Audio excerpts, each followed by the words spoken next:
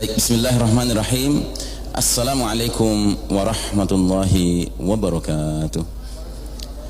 Alhamdulillah rabbil alamin, wassalatu wassalamu ala asyrafil anbiya'i wal mursalin wa ala alihi wa ashabihi ajma'in. Hadirin jamaah kaum muslimin dan muslimat rahimakumullah. Alhamdulillah pada hari ini kita bersyukur Allah izinkan kita hadir di majelis ilmu. Saudara sekalian rahimakumullah, kajian akhir zaman ini mengambil tema turunnya Isa al-Masih alaihi salam. Nuzul Isa al-Masih alaihi salam. Kita umat Islam mempunyai keyakinan yang mirip dengan kaum Nasrani. Kaum Nasrani meyakini bahwa Jesus Christ will descend from the heavens. Mereka menyebutnya Yesus Kristus, Jesus Christ. Kita menyebutnya Isa al-Masih. Ya. Sebenarnya sama saja, itu sosok yang sama, ya. Hanya karena mereka orang Barat, orang Inggris, mereka menyebut Isa itu Jesus, ya. Kita menyebutnya Isa, ya. Nah, orang-orang Nasrani di Indonesia ya kebarat-baratan lah, jadi Yesus gitu, ya. Kalau kita menyebutnya Isa, mereka menyebutnya Abraham, kita menyebutnya Ibrahim, ya. Mereka menyebutnya David, kita menyebutnya Daud, ya. Mereka menyebutnya Noah, kita menyebutnya Nuh, ya. Jadi ini semua sumbernya sama. Nah, hanya saja pemahaman dan keyakinan kita akan turunnya Isa alaihissalam jelas sangat berbeda dengan pemahaman dan keyakinan kaum Nasrani. Permasalahan yang paling mendasar adalah kaum Nasrani meyakini bahwa Isa alaihissalam yang mereka sebut Jesus Christ itu merupakan one in three or three in one. Satu dari tiga tokoh-tokoh utama akidah mereka, keyakinan mereka. Dan mereka tidak kunjung pernah bisa merumuskan maknanya apa itu Trinitas itu. Bagi kita Isa alaihissalam adalah Nabiullah, nabi dari sekian nabi-nabi Allah Subhanahu wa taala. Namun Isa alaihissalam mengalami hal yang unik dalam kehidupannya, yaitu dia sempat ditahan di langit ribuan tahun oleh Allah Subhanahu wa taala untuk kemudian melanjutkan kehidupannya lagi di akhir zaman. Dia akan turun di suatu tempat yang Nabi Muhammad sallallahu alaihi wasallam sudah sampai menyebutkan secara persis tempatnya di mana. Ya, dalam hadisnya dikatakan fi manaratil bayda fi syarqi Dimashq. Di sebuah menara putih Isa alaihissalam akan turun, diantarkan dua malaikat di sebelah timur kota Damaskus, ya. Jadi menara putih kota Damaskus sebelah timur itu diyakini oleh para ulama sebagai Masjid Al-Umawi. Kadang disebut Masjid Al-Umawi, kadang disebut Masjid Al-Amawi, ya. Kalau dalam bahasa Inggris disebutnya The Umayyad Mosque, ya. Ini adanya di sebelah timur Damaskus, ya. Jadi di menara putih masjid itulah Isa alaihissalam akan turun di antar dua malaikat, dan turun pada saat sejumlah kaum muslimin ada di dalam masjid itu siap-siap hendak menegakkan sholat subuh, ya. Dan ternyata itu bukan sembarang kaum muslimin, tetapi itu adalah, ya, pasukan Al-Mahdi yang sedang siap-siap hendak sholat subuh dan tahu bahwa di luar masjid ada Dajjal yang memimpin 70.000 pasukan Yahudi sedang mengepung mereka. Yang berarti apa? Mereka tahu habis sholat subuh harus berperang melawan musuh yang luar biasa, itu Dajjal. Gitu. Tiba-tiba sebelum qomat dikumandangkan, jamaah kaum muslimin itu melihat dari langit turun sosok Isa alaihissalam di menara putih itu. Masya Allah, ya. Nah, jadi kita meyakini bahwa Isa alaihissalam akan turun juga di akhir zaman sebagaimana orang Nasrani meyakini hal itu. Hanya tentu pemahaman dan keyakinan kita berbeda dengan pemahaman dan keyakinan mereka. Kalau mereka meyakini Isa alaihissalam itu, Jesus Christ itu minimal anak Tuhan, maksimal Tuhan itu sendiri, gitu. Kalau kita tidak. Kita umat Islam alhamdulillah sejak masih kecil-kecil, ya, muslim itu, adik-adik kita, anak-anak kita masih kecil-kecil sudah hafal surat Al-Ikhlas, ya. Sedangkan dalam surat Al-Ikhlas tegas sekali dinyatakan sebagai akidah Islamiyah bahwasanya lam yalid wa lam yulad wa lam yakul lahu kufuwan ahad. Ya, anak kecil muslim sudah hafal itu. Allah tidak diperanakkan, Allah tidak beranak. Artinya Allah itu bukan ayahnya seseorang dan Allah bukan anaknya seseorang. Walam yakul lahu kufuwan ahad, dan Allah tidak bisa diserupakan dengan siapapun dan apapun.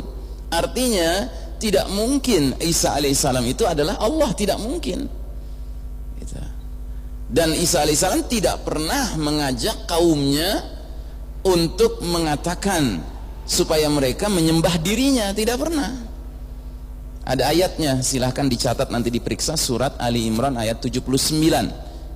Di situ disebutkan oleh Allah Ta'ala, maka li basyarin ayyutiyahu Allahu al-kitaba wal hukma wan nubuwata thumma yaqulu lin-nasi kunu ibadan li min dunillah walakin kunu rabbaniyina bima kuntum tu'allimuna al-kitaba wa bima kuntum tadrusun. Artinya, tidaklah pantas seorang manusia yang Allah berikan kepadanya kitab, hikmah dan kenabian, lalu akan berkata kepada pengikut-pengikutnya, jadilah kalian hamba-hambaku, bukan hamba-hamba Allah. Tetapi yang pantas dia katakan adalah kunu rabbaniyin, jadilah kalian orang-orang yang rabbani. Apa artinya rabbani? Artinya orang-orang yang gemar mengajarkan isi Alkitab dan gemar mempelajarinya. Itu orang-orang rabbani, ya. Nah, jadi dari ayat ini jelas tegas Isa alaihissalam tidak pernah menyuruh kaumnya, pengikutnya untuk menyembah dirinya, yang berarti memperlakukan dirinya sebagai Tuhan, tidak pernah. Jadi ini ada sebuah penyimpangan sejarah, ya. Dan penyimpangan sejarah ini diawali dengan munculnya seorang tokoh Yahudi yang pura-pura masuk Kristen, kemudian menyebarkan ajaran Trinitas. Siapa namanya? Siapa yang tahu? Namanya Paulus, ya. Paulus ini asalnya Yahudi, kemudian menyusup ke dalam barisan orang-orang Kristen dan mengaku dirinya murid Isa alaihissalam, Jesus Christ, padahal nggak pernah ketemu. Mereka punya rentang waktu yang berbeda dalam kehidupan, dan posisinya juga berbeda lokasinya. Tapi dia mengklaim dirinya murid spesialnya Yesus Kristus. Pengertian spesial itu bagaimana? Dia mendapat ajaran dari Yesus Kristus dalam bentuk dia ketemu, ya, padahal nggak ketemu, begitu. Karena ada juga ya kalangan orang-orang Islam yang model gitu, ya, bilangnya ketemu Nabi padahal nggak ketemu Nabi, gitu. Ada nggak orang Muslim kayak gitu? Ada juga ya, bilangnya, oh dia tadi ada di sini di Bandung, ya kan? Tapi dia ini hari Jumat, dia sholat Jumatnya di Mekah, gitu kan? Ada yang model gitu kan? Ada ya model gitu, ya. Nah, ini Paulus model gitu juga, nggak ketemu sama Yesus tapi ngakunya ketemu, terus dapat wahyu-wahyu, gitu. Nah, jadi saudaraku rahimakumullah, Isa alaihissalam bagi kita adalah salah satu nabi Allah yang kita hormati, yang kita muliakan, yang kita juga cintai, ya. Nah, Isa alaihissalam ini dalam konteks akhir zaman termasuk min alamatis sa'ah, termasuk tanda-tanda sudah dekatnya kiamat. Turunnya Isa alaihissalam pertanda dunia sudah mendekati kiamat, dan dia termasuk min alamatil kubra, tanda-tanda besar kiamat. Dia bukan tanda kecil, ya. Ingat, tanda kecil itu ciri-cirinya adalah dia datang lebih dahulu pada umumnya dan jumlahnya banyak. Tapi tanda-tanda besar jumlahnya hanya 10, datang belakangan ketika kiamat sudah dekat sekali akan terjadi. Dan semua tanda besar yang 10 itu semuanya bersifat spektakuler, bersifat dahsyat, ya, extraordinary.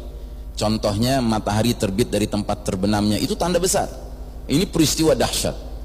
Contohnya dabbatul ard, binatang melata keluar dari perut bumi untuk memberi tanda siapa orang beriman, siapa orang kafir. Kalau ketemu orang beriman, binatang ini akan membuat orang beriman itu wajahnya cemerlang. Kalau ketemu orang kafir, binatang itu akan menyebabkan orang kafir itu hidungnya distempel, kena stempel, begitu, ya. Ini peristiwa dahsyat. Nah, termasuk turunnya Isa alaihissalam dari langit, jelas peristiwa yang dahsyat. Bayangkan seorang manusia yang menghilang sekian ribu tahun yang lalu, bukan menghilang sih dalam keyakinan kita, diangkat Allah memang ke langit, kemudian ditahan di langit ribuan tahun, kemudian dia akan turun kembali di akhir zaman untuk menjalankan tugas-tugas mulia.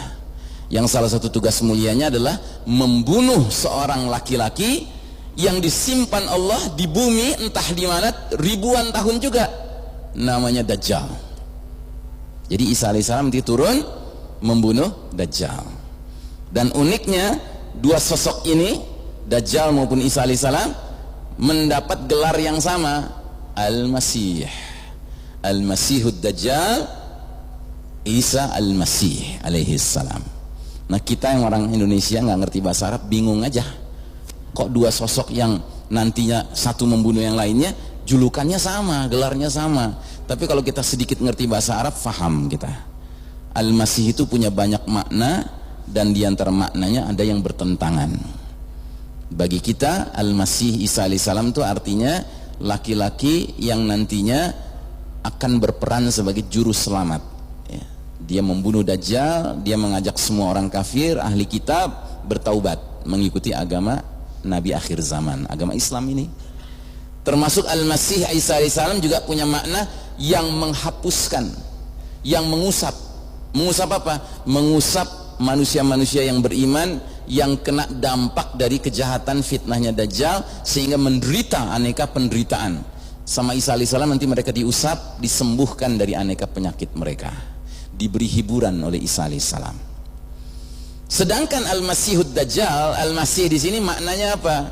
Maknanya adalah yang terhapus. Terhapus apanya? Salah satu matanya terhapus. Makanya dia menjadi a'war, menjadi bermata sebelah, ya. Mata sebelah ini maknanya bukan matanya satu di tengah, Pak. Matanya dua, tapi karena satu sebab terhapus sebelahnya. Dan sebab dia terhapusnya karena peristiwa apa? Peristiwa tanda besar juga, yaitu munculnya dukhan. Masih ingat dukhan? Ya, apa artinya dukhan? Kabut asap, ya.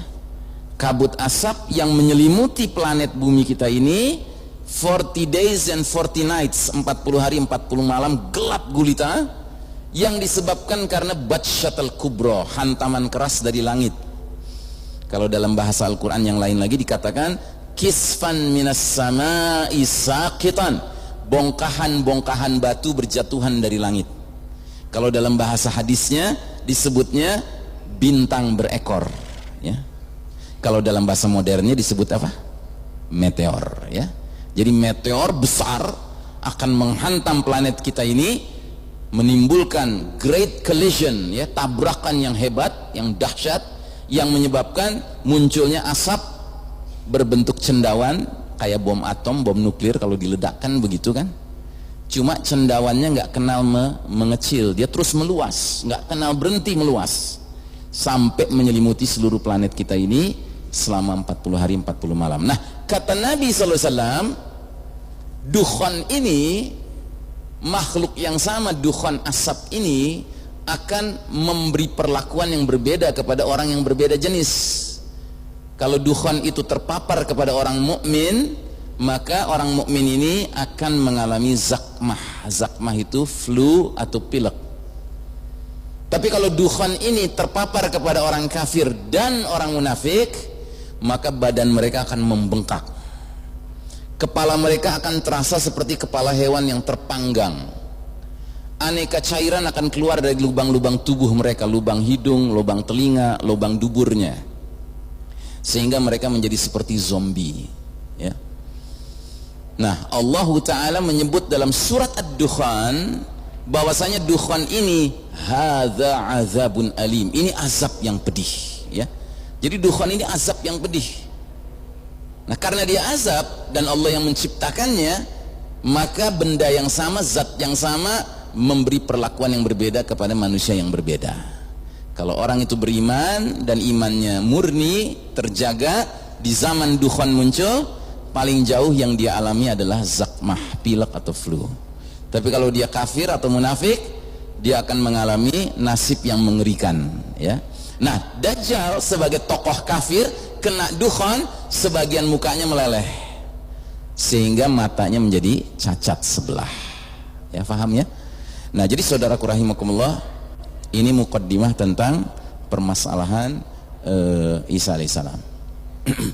Saudara sekalian rahimakumullah, Di dalam hadis yang pernah saya sampaikan di sini, Nabi Muhammad SAW telah menguraikan 10 tanda besar menjelang kiamat, dan di sini disebutkan seluruhnya 10-10-nya: ad-dukhan, kabut asap; ad-dajjal, ya, manusia yang ditakdirkan menjadi fitnah yang paling dahsyat sepanjang zaman, punya 1001 tipu muslihat untuk mengajak manusia menjadi kafir, menjadi sesat, ya. Kemudian dabah, binatang melata yang sudah saya singgung tadi, akan menandakan siapa orang beriman, siapa orang kafir, ya. Kemudian matahari terbit dari tempat terbenamnya, yang pada hari itu ketika manusia menyaksikan matahari terbit dari tempat terbenamnya, berarti pintu taubat sudah tertutup. Kalau ada orang yang baru mau bertaubat ketika matahari sudah keburu terbit dari tempat terbenamnya dari barat, maka itu terlambat, ya, too late, nggak akan diterima taubatnya. Selanjutnya turunnya Isa ibnu Maryam alaihissalam, ya. Jadi ini hadis yang jelas mengatakan bahwa fenomena turunnya Isa alaihissalam termasuk min alamatil kubro, ya, satu dari 10 tanda-tanda besar kiamat, ya. Kemudian Ya'juj wa Ma'juj, 2 umat yang di penjara di balik dinding yang dibangun oleh raja bijaksana ribuan tahun yang lalu bernama Zulkarnain. Nah, dinding ini punya expired date, punya jadwal kapan dia akhirnya runtuh. Ya, dikatakan oleh Zulkarnain dalam surat Al-Kahfi itu, hadza rahmatun min rabbi, dinding ini adalah karunia rahmat dari Rabbku. Fa idza jaa wa'du rabbi ja'alahu dakka, dan kalau sudah datang jadwal janji Allah Rabbku, maka Allah akan jadikan dinding ini hancur luluh lantak. Nah, jadwal itu di akhir zaman, ya. Sehingga nanti Ya'juj wa Ma'juj akan keluar dari balik tembok itu dalam jumlah yang fantastis, ya kan? Menyebabkan orang-orang beriman terpaksa mengungsi. Nah, cerita tentang mengungsinya ini terjadi di zaman kepemimpinan Isa alaihissalam. Makanya nanti ini termasuk yang akan saya jelaskan, ya. Nah, kemudian nomor 789 akan terjadi salasata khusufin, 3 pembenaman bumi. 1 pembenaman bumi di timur, 1 pembenaman bumi di barat, dan 1 pembenaman bumi di Jazirah Arab, ya. Nah, saudara sekalian rahimakumullah, mohon maaf saya harus pindah ke slide yang lain untuk memberikan gambaran tentang pembenaman ini.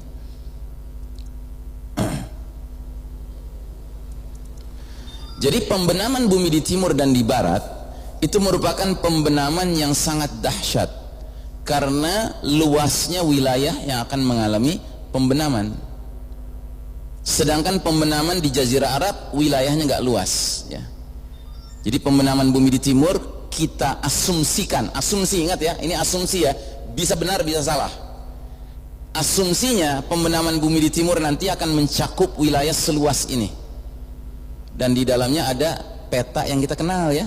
Ini peta negeri mana nih? Ya, dari mana kita punya asumsi seperti itu?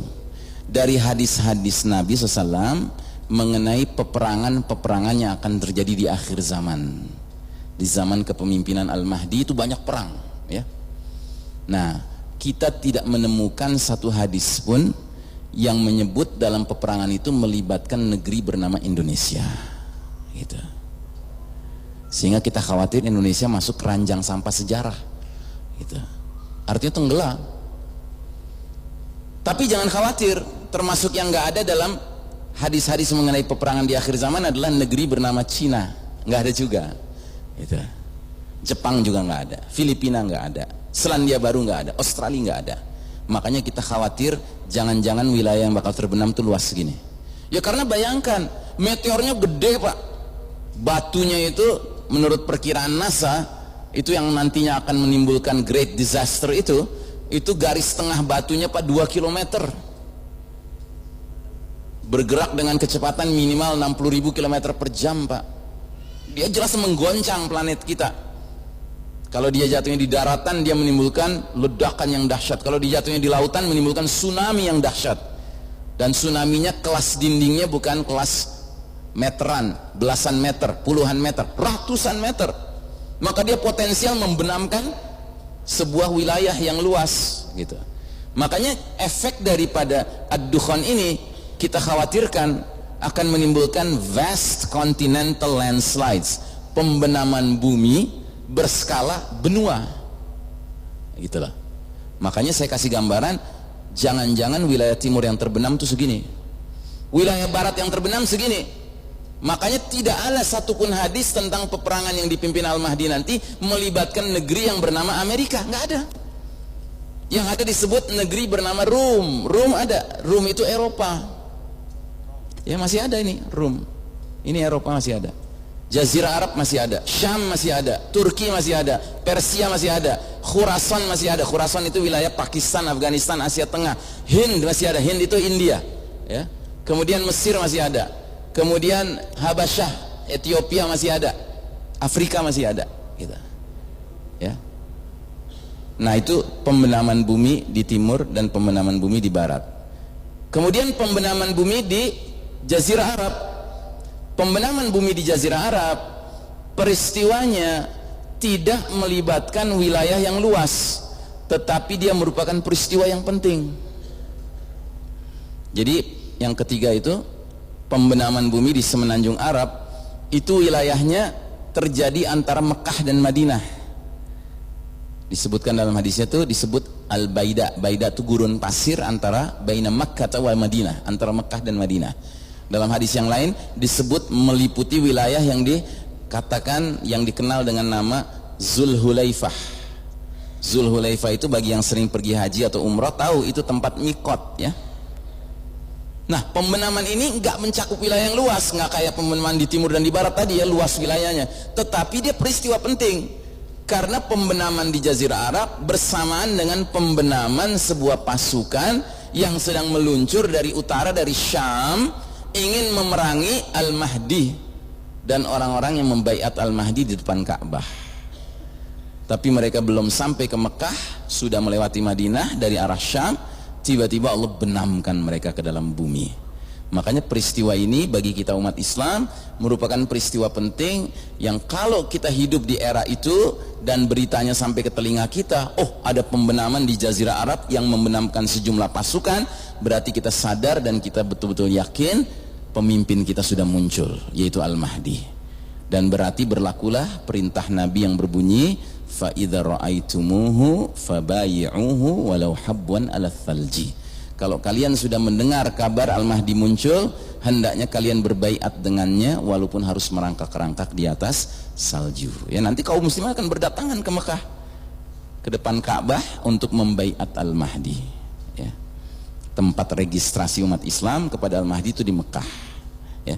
Nah, jadi saudaraku rahimakumullah, sedangkan yang ke-10, api keluar dari Yaman menggiring manusia ke tempat mereka berkumpul. Nah, api keluar dari Yaman menggiring manusia ke tempat mereka berkumpul merupakan tanda besar yang paling akhir yang semua ulama sepakat. Ini tanda besar yang paling akhir.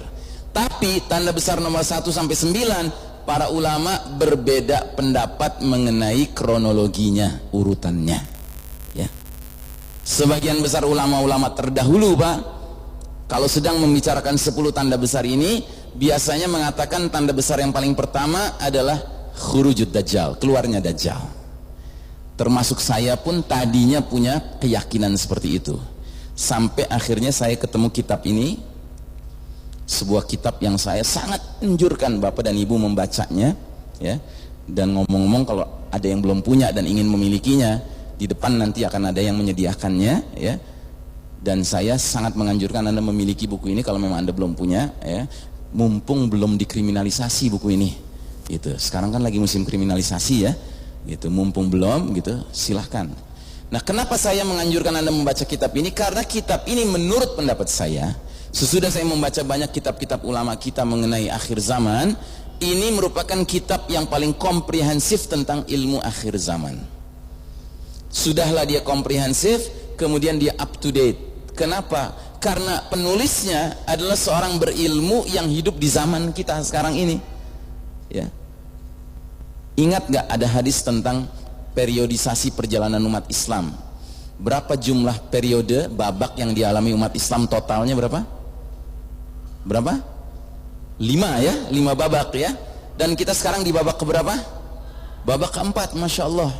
Bayangkan, jumlah babak perjalanan umat Islam cuma 5, kita sekarang hidup sudah di babak keempat.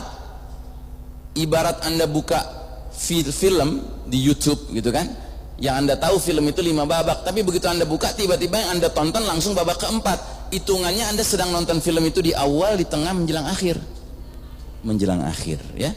Dan kalau kita perhatikan babak demi babak ini, kita lihat bahwa ternyata umat Islam sekarang hidup di babak keempat ini babak yang paling kelam dalam sejarah umat Islam. Posisi kita sekarang di bawah. Ini garis putih, putus-putus ini posisi perjalanan umat Islam. Dengan ada garis merah sebagai pembatas yang membedakan kalau masih di atas tandanya umat Islam sedang berjaya. Kalau di bawah artinya umat Islam sedang kalah, sedang runtuh ya. Dan kita semenjak tahun 1342 memasuki era kekalahan, era keruntuhan umat Islam. Karena apa?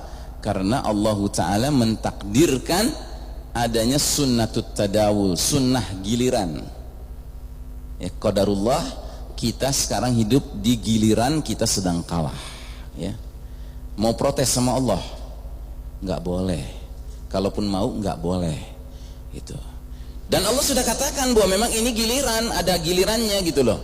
Ini kan ayatnya, wa tilkal ayyamu nudawiluha bainan nas, dan demikianlah hari demi hari masa kejayaan dan keruntuhan itu kami pergilirkan di antara manusia agar mereka mendapat pelajaran.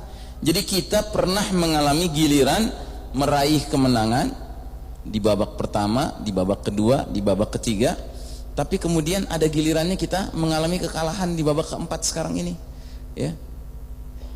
Tapi alhamdulillahnya Nabi memberi kita kabar gembira bahwa babak keempat ini juga bakal berlalu dan kita akan masuk babak kelima, dan babak kelima itu kejayaan lagi, kita naik lagi Pak, ngelewatin garis merah. Nah babak kelima itulah nanti babak kepemimpinan Al-Mahdi awalnya, kemudian ujungnya Isa alaihissalam. Jadi kalau babak kelima mau kita bagi gitu ya, ada babak kelima side A, ada babak kelima side B. Side A-nya Al-Mahdi yang mimpin kita, side B-nya Isa alaihissalam yang memimpin kita. Nah side A-nya kita bersama Al-Mahdi itu sibuk ngapain?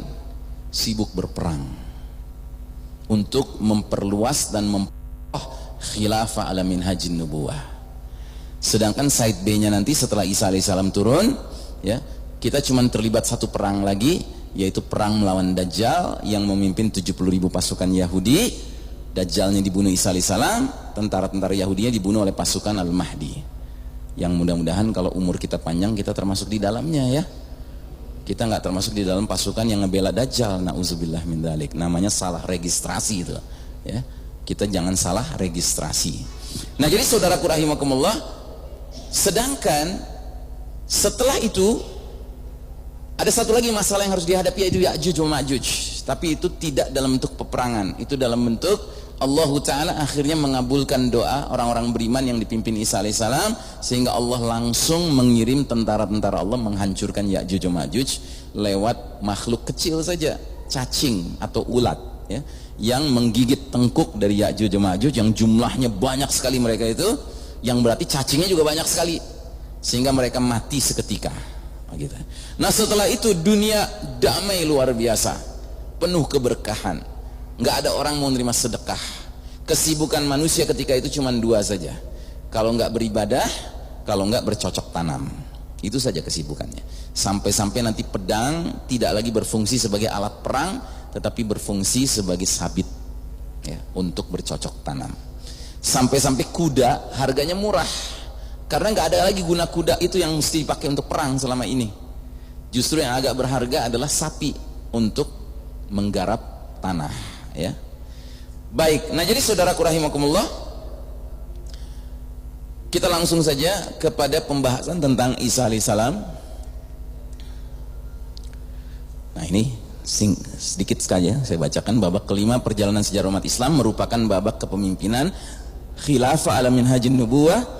Islam dan umat Islam berjaya kembali. Al-Mahdi bersama Isa alaihissalam akan memimpin babak tersebut. Mohon maaf.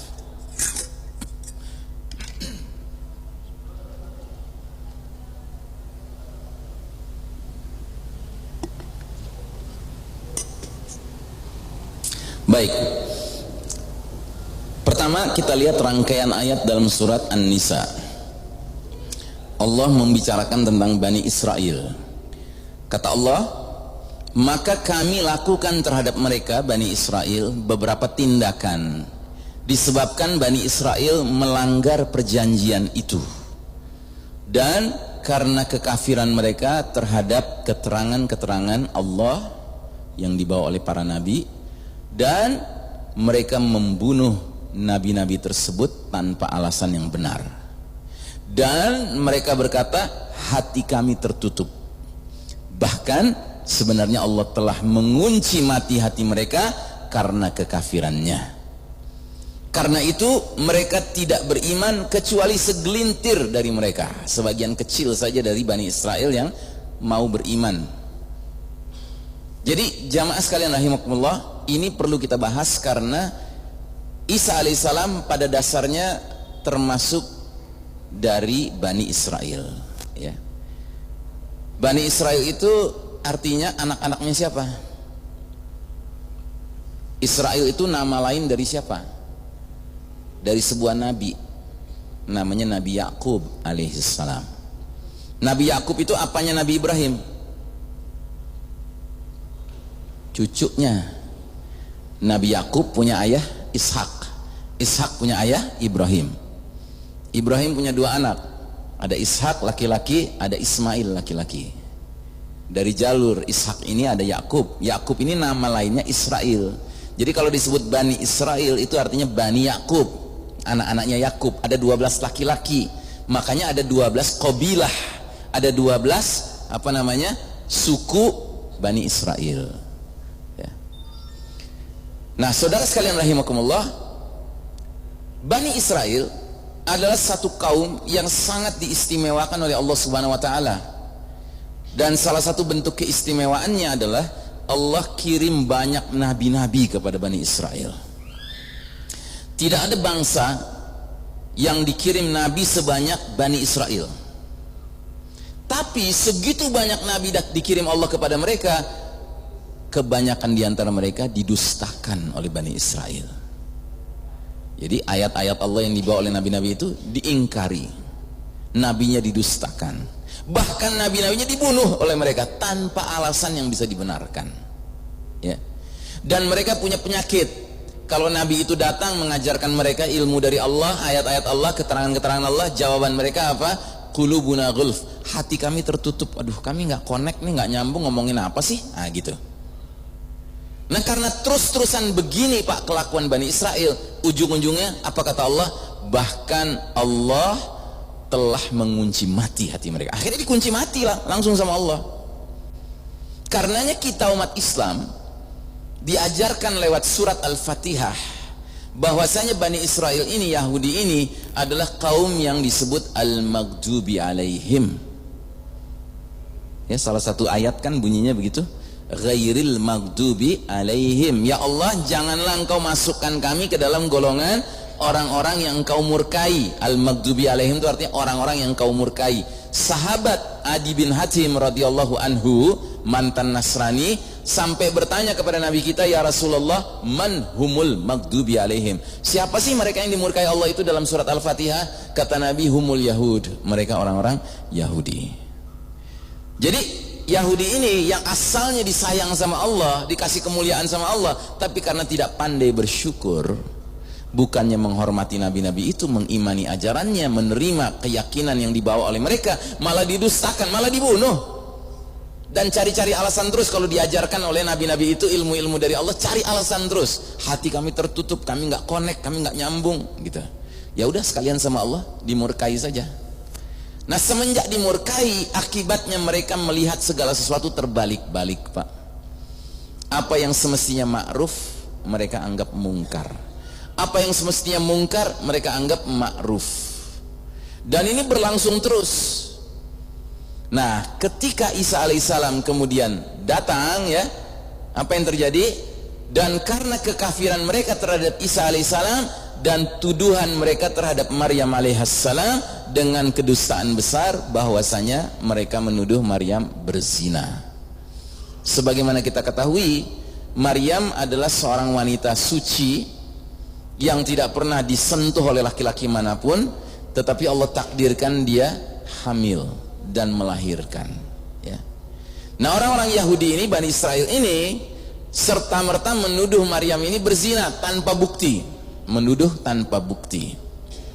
Padahal sebelum Isa alaihissalam lahir dari rahimnya Maryam, Bani Israel selama sekian lama sudah mendengar dari para pendeta mereka, rabi-rabi mereka, ya, pendeta Yahudi itu namanya rabi, ya Pak, bahwa akan datang seorang laki-laki yang akan mainkan peran sebagai nabi, sebagai Al-Masih, juru selamat, dan laki-laki ini sejak lahirnya saja sudah luar biasa, dan laki-laki nanti punya banyak mukjizat, gitu. Mereka sudah tahu ini, tapi ketika akhirnya Maryam melahirkan tanpa suami, tanpa laki-laki yang pernah menyentuhnya, dan bayi yang baru dia lahirkan ini masih bayi, masih dalam buayan sudah berbicara, ini kan mukjizat. Dan bayi ini makin dewasa, makin banyak ilmunya tanpa ada orang yang mengajarkannya, karena diajarkan langsung oleh Allah Ta'ala. Bukannya mereka mengimani laki-laki ini sebagai nabi yang dimaksud, sebagai Al-Masih juru selamat yang dimaksud, malah mereka tuduh laki-laki ini sebagai pembohong, dan mereka tuduh ibunya pezina. Na'udzubillah min dzalik, ya. Nah, di dalam surat Ali Imran ayat ke Allahumma shalli ala Muhammad 48, Allah Subhanahu wa taala berfirman, wa yu'allimuhul kitaba wal hikmata wat taurata wal injil, dan kami Allah ajarkan kepada Isa alaihissalam Alkitab, hikmah, Taurat dan Injil. Kita selama ini taunya Nabi Isa alaihissalam cuman menerima wahyu kitab apa? Injil, ya. Tapi dari ayat ini jelas bahwa Allah Ta'ala langsung mengajarkan kepada Isa alaihissalam selain Injil juga Taurat. Taurat itu diturunkan Allah kepada Nabi siapa? Nabi Musa alaihissalam. Nabi Musa sebelum atau sesudah Nabi Isa alaihissalam? Jauh sebelum Nabi Isa alaihissalam, ratusan tahun, sekian abad sebelum Isa alaihissalam. Semenjak wafatnya Musa alaihissalam, kitab Taurat ini oleh para pendeta Yahudi, pendeta Bani Israel, diutak-atik sampai lama-kelamaan dia banyak mengalami penyimpangan. Sudah ratusan tahun menyimpang kitab ini, Isa alaihissalam muncul. Isa alaihissalam diajarkan oleh Allah langsung Taurat. Kira-kira yang diajarkan Allah Taurat kepada Isa alaihissalam sama atau beda dengan Taurat yang diterima Musa alaihissalam? Ya sama, berarti aslinya kan. Nah, dia bacakan isi Taurat itu kepada Bani Israel. Siapa yang tersinggung? Yang paling tersinggung para rabi. Kenapa? Karena para rabi sudah meyakini kitab Taurat yang error, yang menyimpang. Ngerti? Mestinya sikap mereka gimana? Mestinya adalah bertaubat atas pengetahuan mereka. Oh, rupanya Taurat ini udah menyimpang, berarti kita harus ikut kepada Nabi Isa, kan begitu mestinya. Instead of mereka mengakui kekeliruan mereka, bertaubat, malah mereka tuduh Isa alaihissalam pembohong. Ngerti? Itu jalan ceritanya begitu loh. Kenapa kok Isa alaihissalam ini menjadi tokoh kontroversial di tengah Bani Israel, yang padahal Isa alaihissalam juga Bani Israel? Ya karena adanya ulama-ulama Bani Israel yang gak suka posisi mereka seolah-olah menjadi kalah bersaing dengan Isa alaihissalam. Nah, waktu Isa alaihissalam hidup di masa itu, Palestina, tempat beliau lahir, ya, itu dikuasai oleh kerajaan apa? Siapa yang tahu? Kerajaan apa yang menguasai Palestina pada masa itu? Kerajaan Romawi, ya. Rum waktu itu menguasai wilayah itu. Dan Romawi pada masa itu beragama paganisme. Paganisme itu menyembah berhala, ya.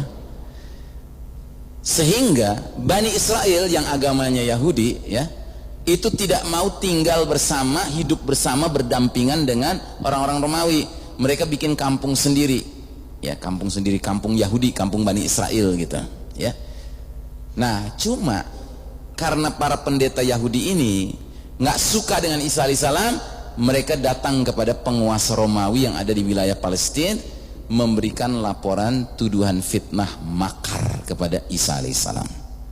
Jadi mereka laporkan, mereka bilang ada seorang anak muda di tengah-tengah kaum kami yang laki-laki ini berbahaya sekali buat kerajaan Romawi karena dia punya niat ingin makar. Dan kami pun memandang dia sebagai pengacau di tengah-tengah kami. Dia pembohong, dia pengajar ilmu-ilmu yang sesat. Nah gitu. Akhirnya penguasa Romawi mengirim tentara untuk menangkap ya Yesus Isa alaihissalam ini.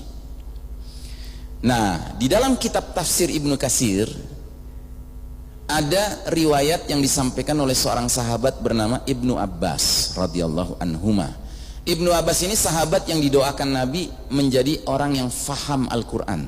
Makanya Ibnu Abbas itu dikenal ahli tafsirnya para sahabat. Jadi para sahabat itu kalau nggak ngerti Quran mesti nanyanya kepada Ibnu Abbas. Nah, Ibnu Abbas ini punya riwayat, menyampaikan suatu riwayat tentang peristiwa Isa alaihissalam dikejar-kejar oleh pasukan Romawi ini. Dalam penjelasannya, pada saat itu Isa alaihissalam sedang duduk di satu meja makan ya, bersama murid-murid setianya yang disebut Al-Hawariyun ya, murid-murid setianya Isa alaihissalam. Kalau dalam istilah orang-orang Kristen Barat, mereka menyebut peristiwa itu the last supper, makan terakhir. Kalau dalam istilah Al-Quran disebutnya Al-Ma'idah. Al-Ma'idah artinya apa? Hidangan makanan gitu. Nah, ketika mereka sedang makan itu, pada saat itu mereka sudah dengar kabar bahwa tentara Romawi akan mencari-cari Isa alaihissalam. Artinya mereka sudah dengar kabar bahwa Isa alaihissalam sudah menjadi DPO. Tahu DPO? Daftar pencarian orang ya, dead or alive, harus ditangkap ya. Nah, ketika itu Isa alaihissalam bertanya kepada murid-murid setianya, siapa di antara kalian ingin menggantikan, bersedia menggantikan kedudukanku? Aku jamin dia nanti bersamaku di surga. Tidak ada seorang pun muridnya yang berani menawarkan diri kecuali salah seorang murid yang paling muda umurnya, paling belia umurnya. Melihat pemuda ini yang berdiri, Isa alaihissalam menyuruh dia duduk kamu. Dia tanya kedua kalinya pertanyaan yang sama. Ternyata nggak ada yang berdiri kecuali pemuda belia itu. Disuruh duduk lagi. Akhirnya ketiga kalinya ditanya, lagi-lagi dia yang berdiri. Akhirnya kata Isa alaihissalam, baik, engkau akan menggantikan kedudukanku, engkau akan bersamaku di surga nanti. Masya Allah. Terus ke belakanglah Isa alaihissalam, ke belakang rumah itu. Di belakang rumah itu ada kebun luas ya. Sesampainya di kebun itu, Isa alaihissalam ditidurkan Allah Ta'ala, kemudian diangkat ke langit. Begitu diangkat ke langit, merangseklah Densus 88 tentara Romawi ya kan, ke dalam rumah tersebut ya, dan mencari-cari mana ini yang namanya Yesus Isa ya. Kan zaman itu belum ada Facebook, nggak bisa tahu mana dia, tokoh ini namanya mana, wajahnya kayak apa nggak tahu ya kan. Akhirnya mereka tanya kepada para rabi-rabi yang mendampingi mereka, para pengkhianat ini, yang mana yang namanya Yesus itu. Nah, para rabi-rabi ini bingung juga, mereka cari-cari mana gitu. Nah, ternyata si yang paling muda belia itu wajahnya menjadi mirip seperti Nabi Isa alaihissalam. Langsung mereka bilang itu dia gitu, sambil yakin-yakin nggak yakin dah gitu ya kan. Maka diseretlah dia, disaliblah dia sampai mati begitu. Itu sebenarnya peristiwanya. Nah, jadi dikatakan di dalam rangkaian ayat berikutnya dan karena ucapan mereka, sesungguhnya kami telah membunuh Al-Masih Isa putra Maryam Rasulullah. Wama fama wahanu wa fama wama qataluhu wama salabuhu walakin syubbiha lahum. Padahal mereka tidak membunuh Isa alaihissalam dan tidak pula menyalib Isa alaihissalam, tetapi yang mereka bunuh dan mereka salib adalah orang yang diserupakan wajahnya dengan Isa alaihissalam bagi mereka ya. Sesungguhnya orang-orang yang berselisih faham tentang pembunuhan Isa alaihissalam benar-benar dalam keraguan-raguan tentang siapa yang dibunuh itu. Mereka tidak punya keyakinan tentang siapa yang dibunuh itu kecuali mengikuti persangkaan belaka, asumsi, zon semata-mata. Mereka tidak pula yakin bahwa yang mereka bunuh itu adalah Isa alaihissalam. Nah, terus kata Allah ya, bal rafa'ahu Allahu ilaih, tetapi yang sebenarnya terjadi, Allah telah mengangkat Isa alaihissalam ke sisi Allah Ta'ala, ya. Jadi itu sebenarnya, ini keyakinan kita Bapak dan Ibu.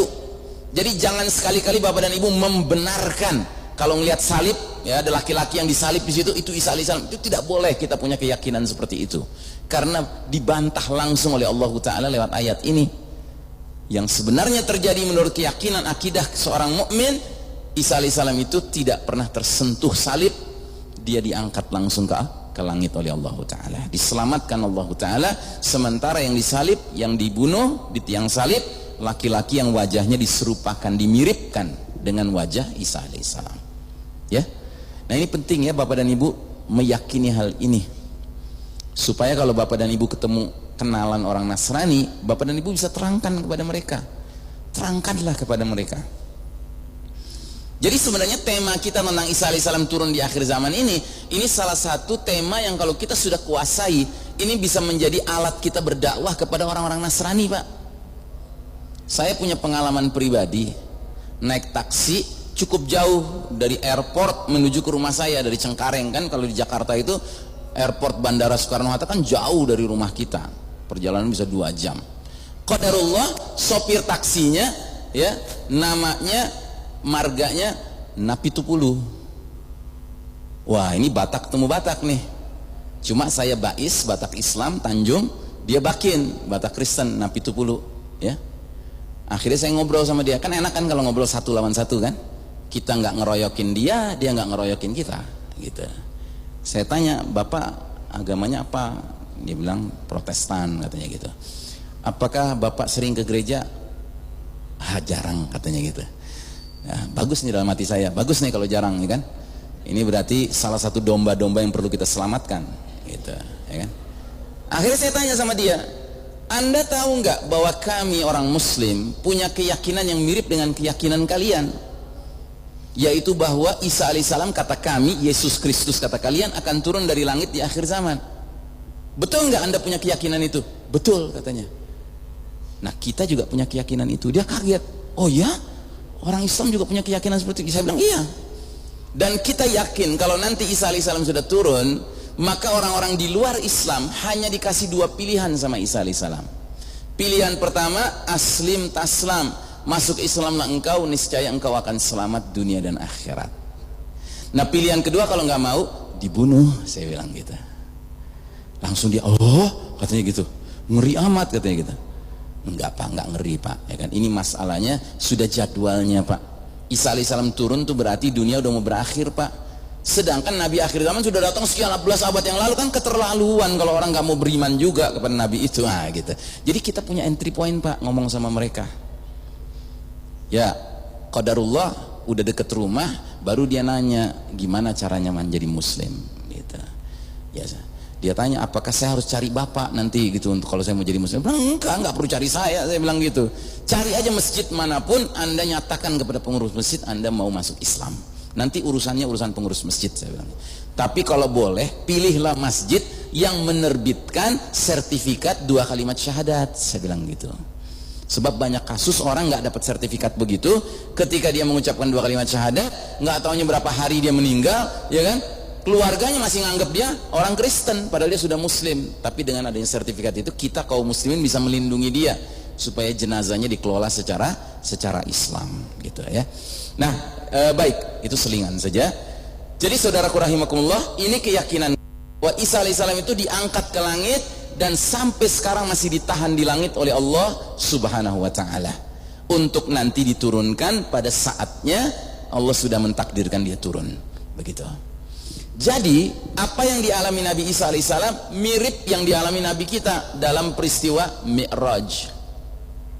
Tapi yang membedakan apanya? Durasinya. Nabi kita berangkat Mi'raj setelah Isya, pulang sebelum subuh, ya kan? Subhanalladzi asra bi 'abdihi lailan. Maha suci Allah yang memperjalankan hambanya Nabi Muhammad SAW dalam 1 malam. Jadi hanya 1 malam.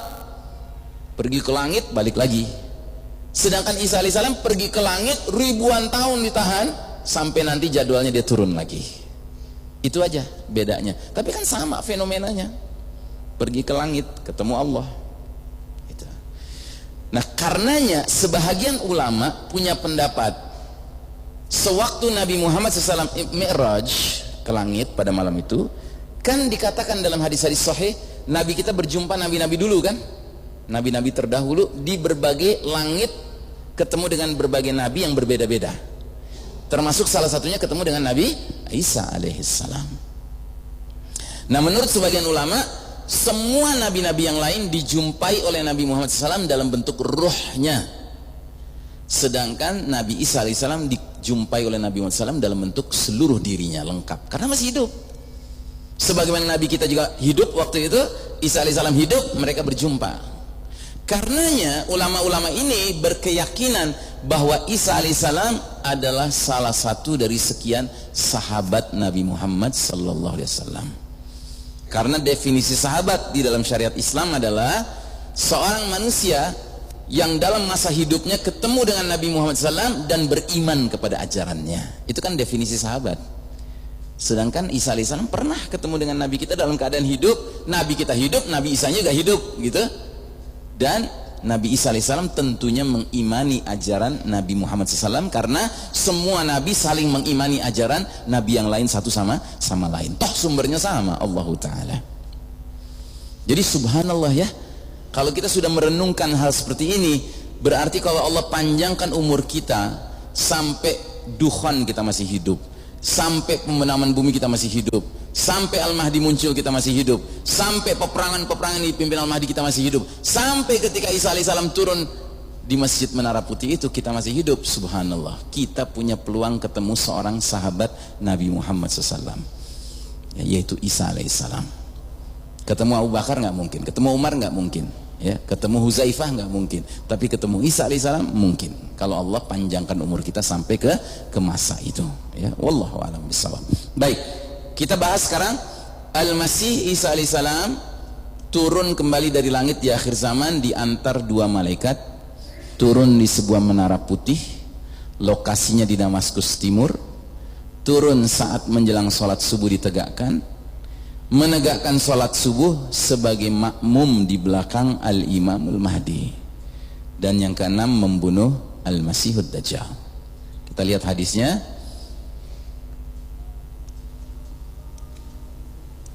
Pertama, hadis, tiba-tiba Isa putra Maryam alaihissalam turun di sebelah timur kota Damaskus di Menara Putih dengan mengenakan dua baju berwantek kekuningan za'faran, seraya meletakkan kedua tangannya di atas sayap dua malaikat. Bila Isa alaihissalam menundukkan kepala, air menetes. Bila dia mengangkat kepala, keringat bercucuran seperti mutiara. Tidak ada seorang kafir pun mencium aroma tubuh Isa alaihissalam kecuali dia bakal mati. Padahal aroma nafas Isa alaihissalam sejauh pandangan matanya. Kemudian Isa alaihissalam akan mencari Dajjal hingga menemuinya di pintu Lut, lalu membunuhnya. Pintu Lut itu pintu sebuah kota di Palestina yang bernama Lot atau Lut, ya. Disitulah Dajjal akan dibunuh oleh Isa alaihissalam dengan tombak. Nah, di sini ada keterangan sedikit, tadi sudah saya singgung keterangan ini. Seorang ulama bernama Ibnu Asir berkata, Dajjal dinamakan Al-Masih karena satu matanya terhapus. Al-Masih berarti orang yang salah satu bagian wajahnya terhapus, tidak bermata dan tidak berpenutup. Al-Masih di sini bermakna maf'ul, objek, ya, dia dikenakan sesuatu padanya. Sedangkan Al-Masih untuk Isa alaihissalam bermakna fa'il, pelaku. Fa'il itu pelaku, bukan objek. Karena Isa alaihissalam nanti akan menjadi penghapus atau pengusap orang sakit sehingga sembuh dengan izin Allah Subhanahu wa taala. Baik. Nah, kemudian hadis lain lagi, ini hadis pernah saya sampaikan.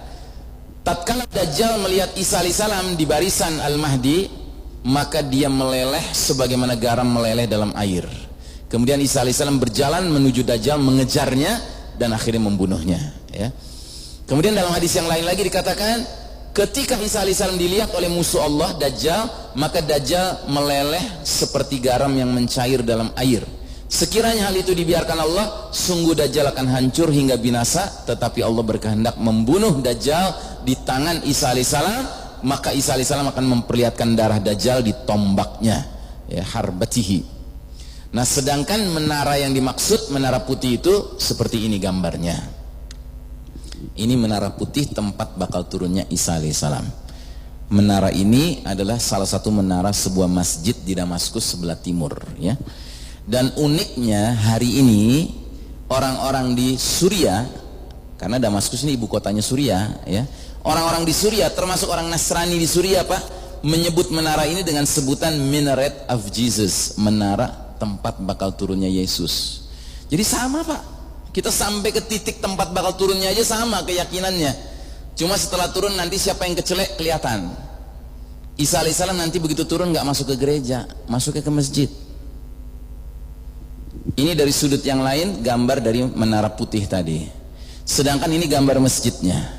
Itu bukan menara yang tadi. Menara yang tadi sekarang sudah di belakang kameramennya. Jadi ketika memotret menaranya di belakang. Ya. Nah, lihat uniknya masjid ini.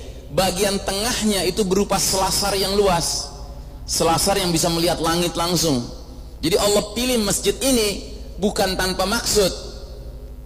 Maksudnya adalah kalau Allah takdirkan Anda atau saya, mudah-mudahan kita jadi pasukan Al-Mahdi, terus ikut sholat subuh di masjid itu, ya kan? Sebelum sholat subuh pastinya lah pasukan Al-Mahdi itu dalam kondisi hatinya gelisah. Karena apa?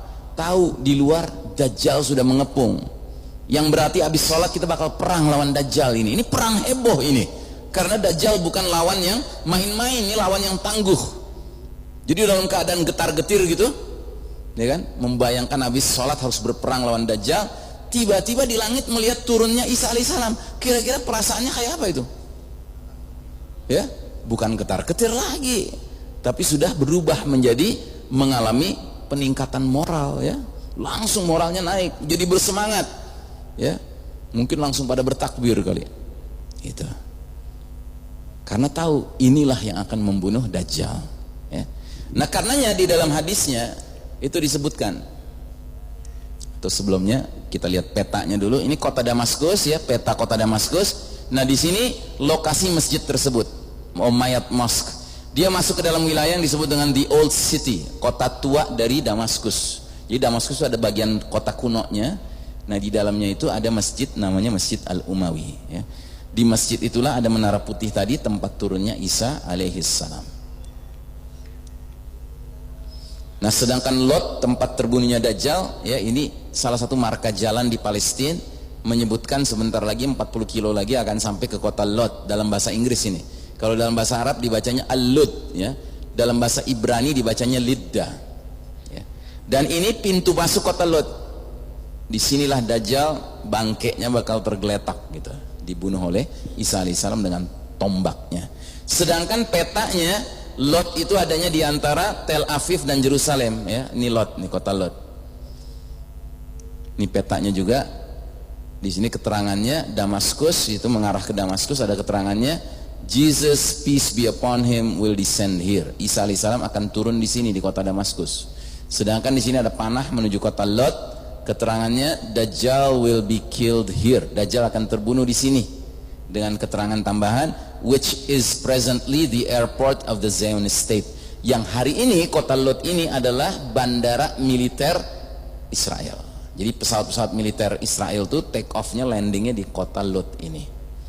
Tapi jangan sekali-kali Anda berpikiran, oh Dajjal mau kabur naik pesawat. Enggak. Sudah terjadi shutdown of modern technology. Jangan lupa itu, ya. Ya. Nah, jadi dalam hadisnya dikatakan akan senantiasa ada dari umatku sekelompok orang yang berperang di atas kebenaran. Mereka akan selalu nampak demikian sampai datangnya as-sa'ah. Kemudian turunlah Isa putra Maryam, maka pemimpin mereka Al-Mahdi langsung mempersilahkan Isa alaihissalam mimpin sholat subuh itu. Kemarilah, pimpinlah kami sholat. Tetapi jawaban Isa, perhatikan, tidak, sesungguhnya sebagian kalian atau sebagian lainnya adalah pemimpin sebagai bentuk pemuliaan Allah terhadap umat ini, gitu. Jadi Isa alaihissalam tidak mau menjadi imam, ya, dia maunya Al-Mahdi yang jadi imam. Dan ini sejalan dengan hadis berikut ini. Thumma yanzilu Isa ibn Maryam musaddiqan bi Muhammadin sallallahu alaihi wasallam ala millatihi. Kemudian turunlah Isa putra Maryam Nabi Muhammad SAW dan mengikuti millahnya Nabi Muhammad SAW. Jadi kalau Isa alaihissalam langsung jadi imam, bisa diartikan dia mau bawa ajaran baru. dia mau membenarkan agama Nasrani. Tidak, Isa alaihissalam menjadi makmum sebagai bukti dia tidak membawa ajaran baru. Dia menjadi pengikut Nabi Muhammad SAW. Gitu, ya. Baik. Nah kemudian kita masuk kepada bagian berikutnya. Al-Masih Isa ibnu Maryam alaihissalam turun kembali dari langit di akhir zaman melakukan beberapa tugas mulia. Membunuh Dajjal, tadi sudah kita bahas. Mengajak kaum kafir dan ahli kitab bertaubat memeluk Islam. 3. Menuntaskan kemenangan Islam atas semua agama lainnya. 4. Menghancurkan salib dan membunuh babi. 5. Menghapuskan jizyah. Anda tahu jizyah? Apa jizyah? Apa? Pajak yang dikenakan kepada orang Nasrani. Tidak. Pajak yang dikenakan kepada orang non-muslim, bukan hanya Nasrani, yang tinggal di dalam sebuah negara yang memberlakukan syariat Islam.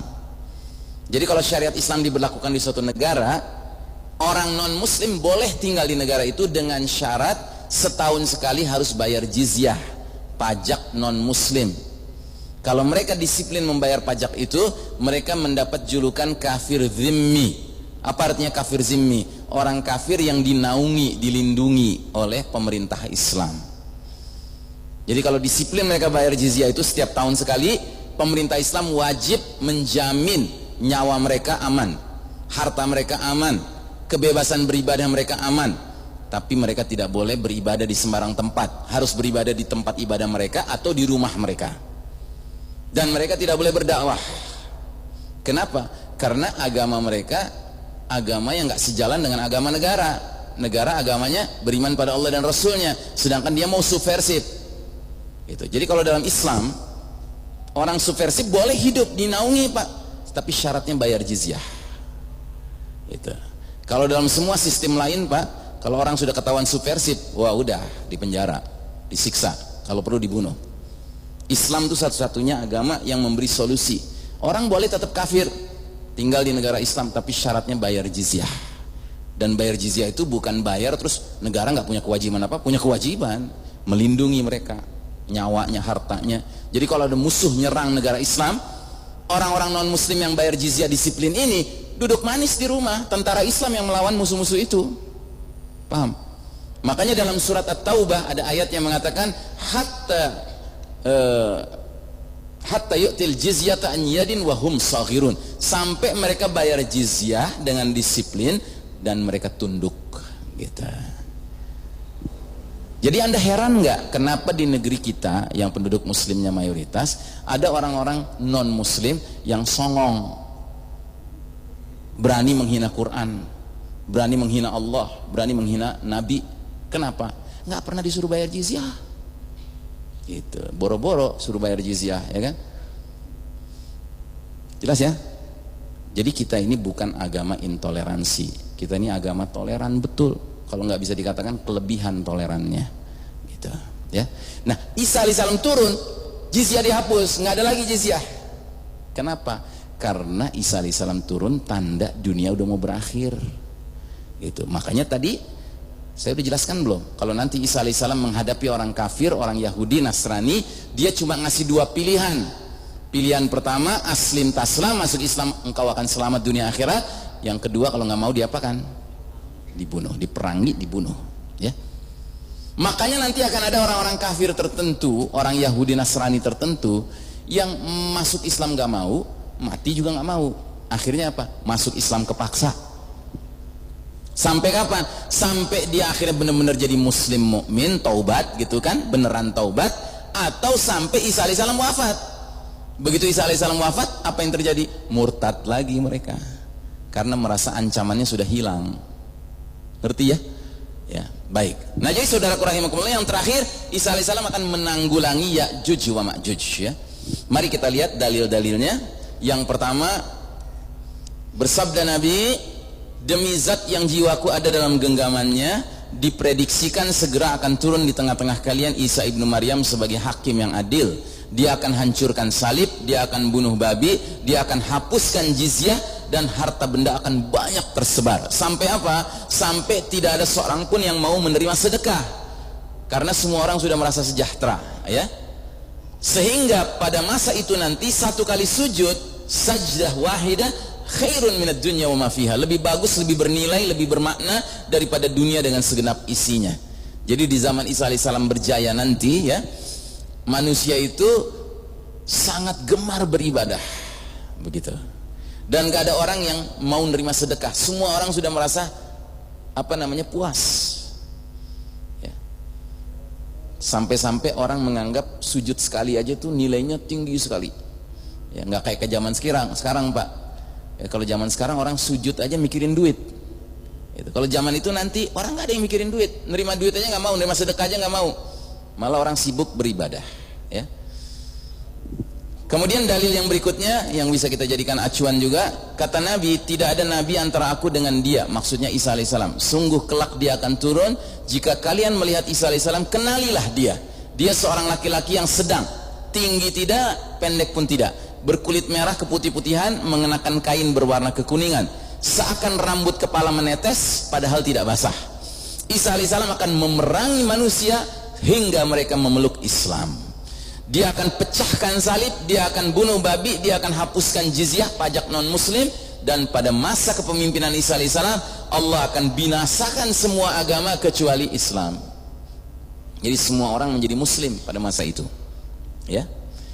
Selanjutnya Isa alaihissalam akan membunuh Dajjal dan akan tinggal di dunia selama total 40 tahun. Setelah itu dia meninggal dan kaum muslimin menyolatkannya.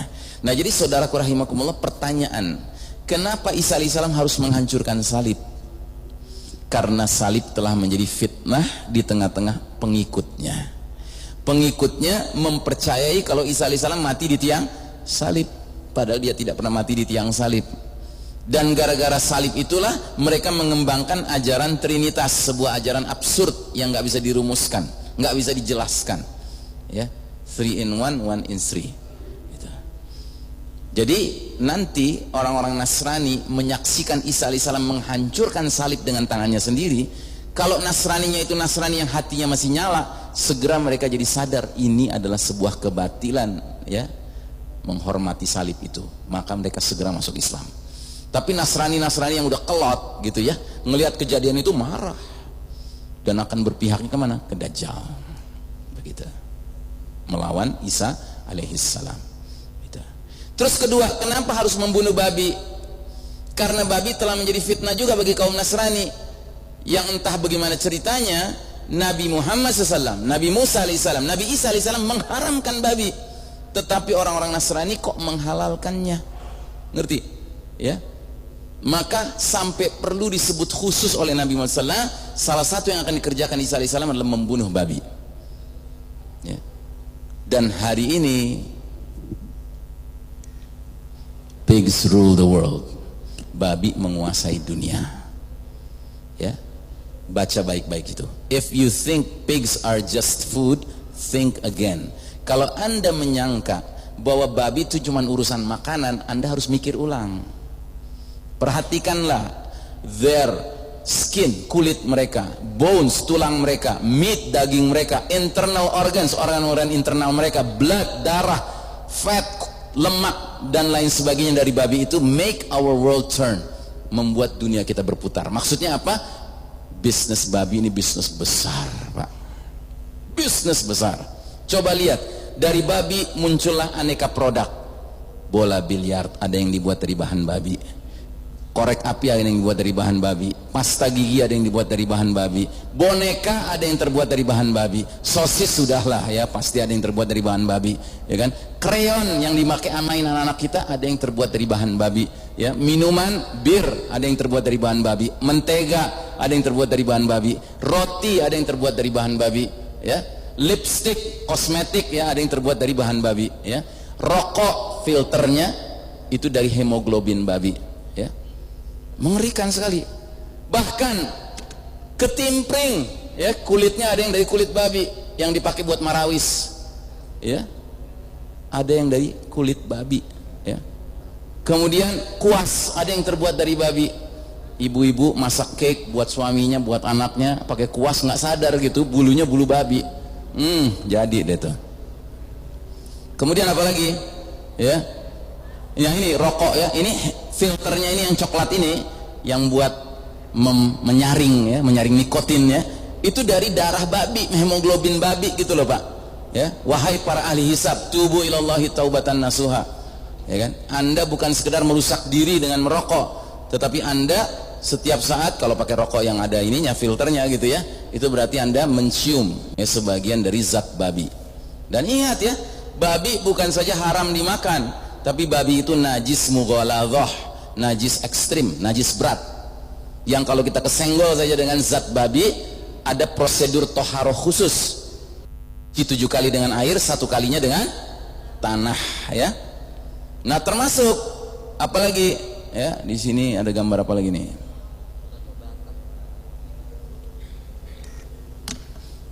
Di sini ada gambar apa lagi nih? Coba kita lihat. Oh nggak ada gambarnya ya? Iya, saya mau kasih lihat.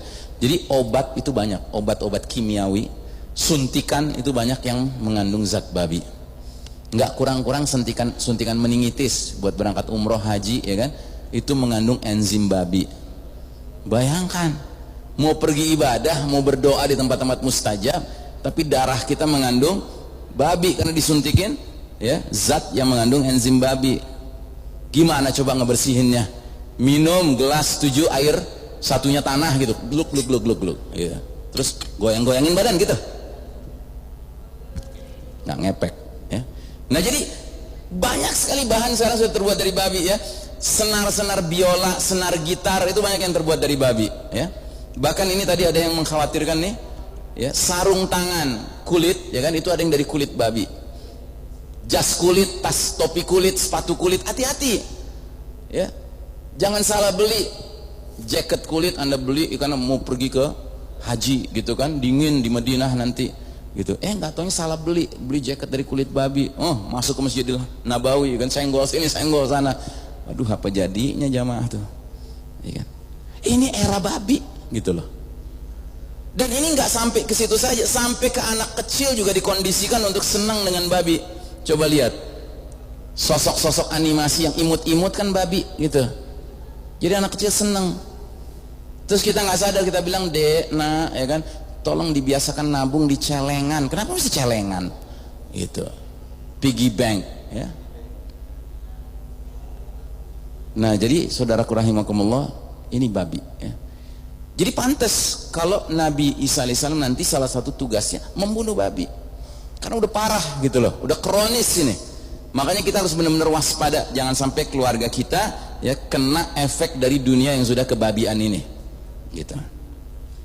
Dan pernah ada penelitian di Malaysia, sepasang jantan betina babi masuk ke dalam satu tempat, kemudian sepasang domba atau kambing jantan betina masuk ke satu tempat ya karena mereka jantan dan betina, mereka berhubungan lah ya, mereka berjima gitu loh ya. Nah kemudian nggak berapa lama setelah itu, di kandang babi tadi dimasukkan lagi satu babi jantan. Nah babi jantan ini terus berbuat dengan yang betina tadi.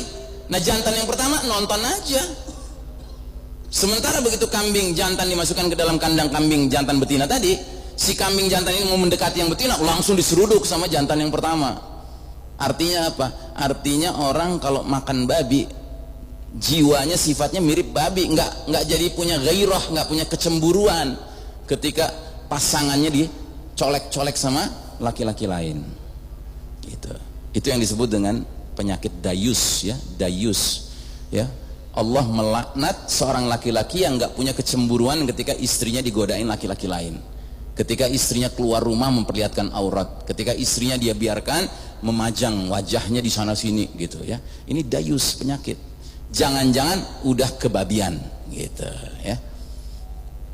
Baik, nah jadi saudaraku rahimakumullah, sementara dalam hadis tadi dikatakan bahwa Isa alaihissalam akan memerangi manusia sehingga memeluk Islam, maka di zaman Isa alaihissalam nantilah ayat ini benar-benar terlihat. Dialah Allah yang mengutus Rasulnya Muhammad SAW dengan membawa petunjuk Al-Quran dan agama yang benar untuk dimenangkan oleh Allah atas segenap agama lainnya, sekalipun orang-orang musyrik tidak menyukainya gitu ya. Baik, nah kemudian kita lewati ini tadi sudah selesai ya kan? Sekarang bagian terakhir, Al-Masih ibnu Maryam alaihissalam menanggulangi Ya'juj wa Ma'juj ya. Jadi di dalam hadis panjang sekali hadisnya disebutkan Isa alaihissalam mencari Dajjal hingga menemuinya di pintu Lut, masuk kota Lut, lalu membunuhnya di situ. Setelah itu Isa putra Maryam mendatangi kaum-kaum beriman yang dijaga Allah dari Dajjal. Jadi saya sudah pernah menjelaskan waktu membahas Al-Mahdi ya, bahwa ada orang-orang beriman yang karena satu dan lain sebab nggak bisa gabung dengan Al-Mahdi, nggak bisa gabung ke khilafah. Akhirnya mereka tinggal tercecer-cecer di berbagai negeri yang jauh dari khilafah. Mereka bikin kampung akhir zaman sesama orang beriman. Akhirnya mereka didatangi Dajjal. Dan Dajjal mengaku-ngaku dirinya Tuhan. Tapi orang-orang beriman ini istiqomah. Mereka bilang Rabbunallah, Rabb kami Allah, anta al-masihud Dajjal, kamu ini sang pendusta Dajjal. Maka Dajjal marah, dikasih neraka sama mereka. Dajjal memerintahkan langit jangan turun hujan, nggak turun-turun hujan. Dajjal memerintahkan bumi jangan keluarkan tumbuh-tumbuhannya, nggak keluar tumbuh-tumbuhan. Sehingga hewan ternak kaum beriman ini bermatian, bergelimpangan. Dan orang-orang beriman ini mengalami banyak penderitaan, aneka penyakit. Nah, mereka ini akan didatangi oleh Isa alaihissalam setelah membunuh Dajjal, dan Isa alaihissalam akan mengusap wajah-wajah mereka dan menceritakan tingkatan-tingkatan mereka kelak di surga nanti. Subhanallah. Masih hidup di dunia oleh Isa alaihissalam dikasih jaminan akan menjadi penghuni surga. Kenapa? Karena mereka lulus menghadapi ujian paling berat, yaitu Dajjal. Ya. Saat mereka seperti itu, Allah wahyukan kepada Isa alaihissalam, sesungguhnya aku telah mengeluarkan hamba-hambaku, maksudnya Ya'juj wa Ma'juj, ya. Tidak ada yang bisa memerangi mereka. Kenapa nggak bisa diperangi? Karena jumlah mereka fantastis, banyak sekali. Dalam salah satu riwayat diterangkan satu muslim akan berhadapan dengan 999 Ya'juj wa Ma'juj. Ya nggak mungkin bisa dilawan lah. Jumlahnya nggak imbang, ya. Maka Allah perintahkan kepada Isa alaihissalam, giringlah hamba-hambaku ke bukit Tur Sina maksudnya. Maka Allah kirim Ya'juj wa Ma'juj, dari segala penjuru mereka datang dengan cepatnya. Lalu yang terdepan dari Ya'juj wa Ma'juj melintasi Danau Tiberias, Tobari itu Danau Tiberias, minum. Kemudian yang belakangan melintasi, mereka berkata, loh tadi di sini ada airnya, nggak kebagian mereka. Pertama karena memang Danau Tiberias sudah tinggal sedikit airnya, dan kedua karena jumlah mereka yang sangat fantastis. Jadi yang bagian depan masih kebagian, bagian belakang nggak kebagian, ya. Terus apa yang terjadi? Nabi Allah Isa alaihissalam dan kaum beriman dikepung hingga kepala kerbau milik salah seorang dari mereka lebih berharga, lebih baik dari 100 dinar milik salah seorang di antara kalian saat ini. Siapa yang tahu 1 dinar emas sekarang berapa harganya? Kira-kira 2 juta rupiah plus ya. Jadi di masa nanti Isa alaihissalam dan orang beriman dikepung di bukit Tur itu oleh Ya'juj wa Ma'juj, kondisinya sedemikian mencekam sampai-sampai Nabi menggambarkan 1 kepala kerbau masih lebih berharga daripada punya 100 dinar. 100 dinar kalau dikali 2 juta, 200 juta rupiah. Nggak ada gunanya uang kalau kita sedang dikepung musuh, karena uang itu nggak bisa kita pakai untuk belanja ke pasar.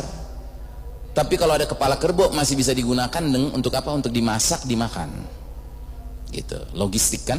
Gitu. Nah, selanjutnya kemudian Nabi Isa alaihissalam dan kaum beriman berdoa. Jadi nggak ada jalan lain yang bisa mereka lakukan, memerangi nggak bisa, ya kan? Akhirnya satu-satu senjata yang dipakai adalah doa. Maka Allah kabulkan doa itu, Allah kirim cacing di leher mereka, Ya'juj wa Ma'juj. Maka mereka pun mati seperti matinya satu jiwa. Jadi mati seketika, gitu. Kena wabah penyakit. Lalu Isa alaihissalam dan kaum beriman datang. Tidak ada sejengkal tempat pun melainkan sudah dipenuhi oleh bangkai dan bau busuk dari Ya'juj wa Ma'juj. Jadi mereka turun dari bukit Tur, ingin memeriksa keadaan. Ternyata tidak ada satu tempat pun yang bisa dipijak. Karena apa? Jasad-jasadnya Ya'juj wa Ma'juj bergelimpangan, saling tumpuk menumpuk, sampai nggak ada tempat yang bisa dipijak, ya. Maka Isa alaihissalam dan kaum beriman berdoa lagi kepada Allah. Kemudian Allah kirim bantuan berupa burung seperti leher onta. Burung itu sejumlah jasad-jasad Ya'juj wa Ma'juj itu.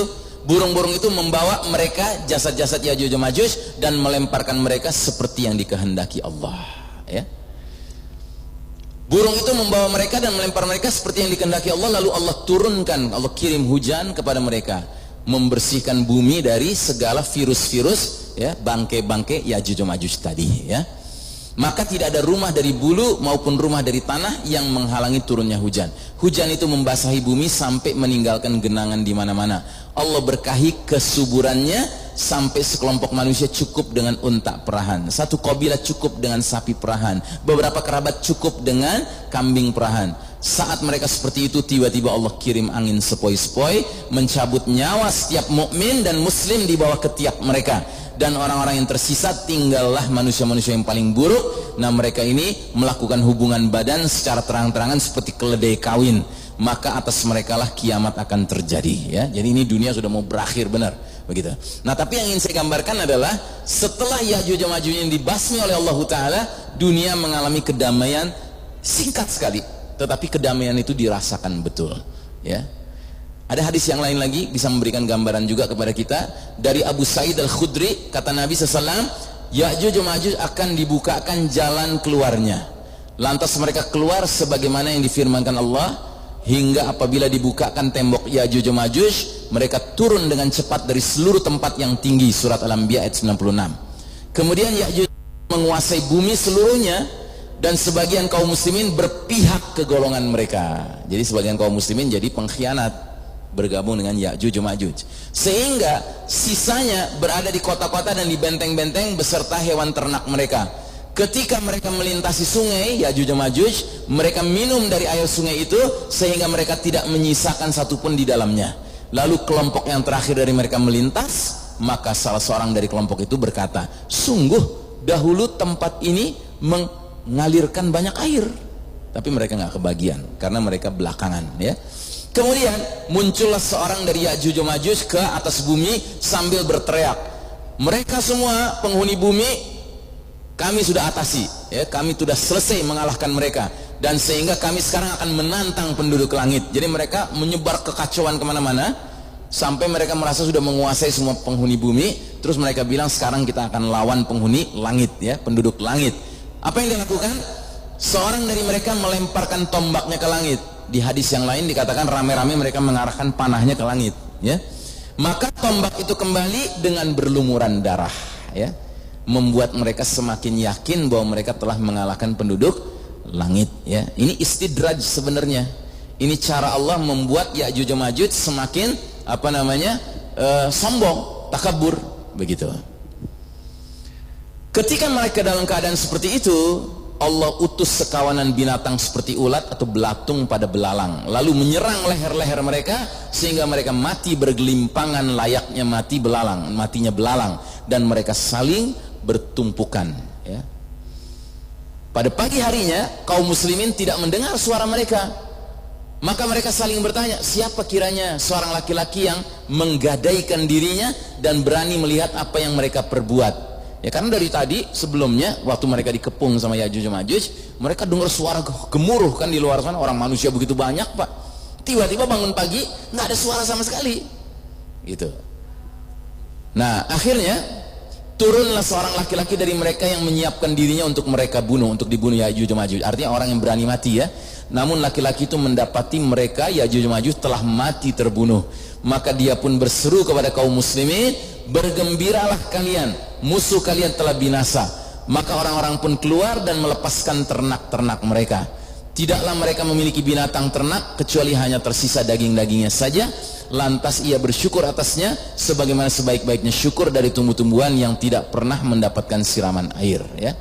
Baik. Kemudian suasana dunia ini, ya, setelah Allah memindahkan jasad-jasad tadi ke tempat oleh binatang burung tadi, ya, turun hujan, dunia bersih. Nah, setelah itu digambarkan dalam hadis ini, Isa putra Maryam turun sebagai hakim yang adil. Kemudian dia akan hancurkan salib, bunuh babi, mengembalikan perdamaian. Pedang-pedang nanti berfungsi sebagai sabit. Jadi nggak ada lagi guna pedang itu sebagai alat perang. Hilanglah semua racun makhluk yang beracun.